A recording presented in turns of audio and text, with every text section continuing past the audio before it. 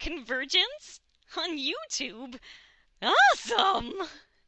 Do you have any projects lined up after Chickstick Comics? I do. I'm moving in a different direction. Okay. One of the things that has happened as being part of the science fiction community, Jennifer Stevenson actually turned to me at the sign out at WisCon and was like, "So when are you writing a novel?"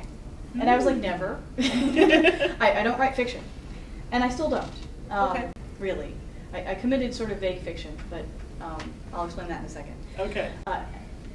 Because I have edited 2 anthologies and I have a 3rd one coming out, and because I've worked with enough fiction writers that they seem to have a feel for me, and I seem to have a feel for doing that with them, I'm taking over as the editor of Apex Magazine, SIFA qualifying market as of October. I'm already putting together the first issue, so that's very exciting and kind of scary because I've never officially been a fiction editor before. I've worked in nonfiction. So that's really. Where do people find Apex? Is it an online journal? It's an online Okay. magazine. So it's apexmagazine.com. And I'm taking over for Kat Valenti, which means that we are talking seriously hardcore big shoes to fill, which is why it feels so very much like leaping off a cliff. Because I deeply respect Kat and her work, and it's just the fact that she sat me down and said, "I want you to be the person who follows me," is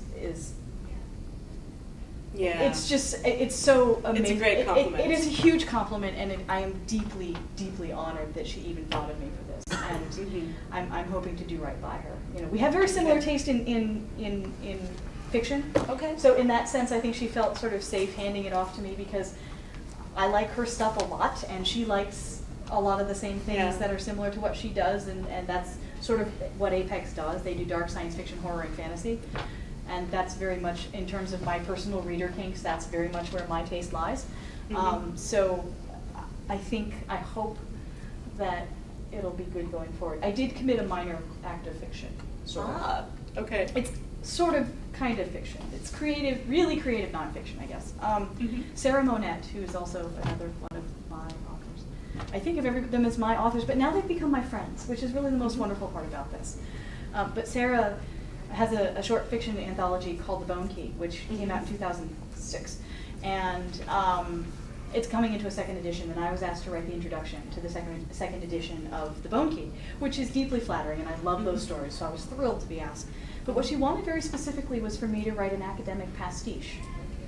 So what I did was I wrote an introduction that is basically, I took on the main character in all of these connected stories is the curator at a museum, where odd things happen very similar to sort of the M.R. James Lovecraftian mythos. So just random horrific and fantastical things happen at the Parrington Museum. And so what she asked me to do was to write the introduction as though I was a curator who had the same job as that character several generations later, saying, "Well, we found this stuff among the archives. We think he committed fiction in his spare time. Isn't that strange? Because these things couldn't possibly have happened at this very august institution." So it's sort of a piece of metafiction, and that's coming out in October. So I did it under an assumed name and everything, but it is indeed me. I even made up fake academic citations, which was great fun. Oh, that would be fun. It was really fun. I basically, it was a lot of fun. So I was trying to explain each story in the context of the anthology and tie them back to actual academic articles that talked about some of the themes in the stories. And so some of the citations are real and some of the citations are not. And good luck figuring out which are which.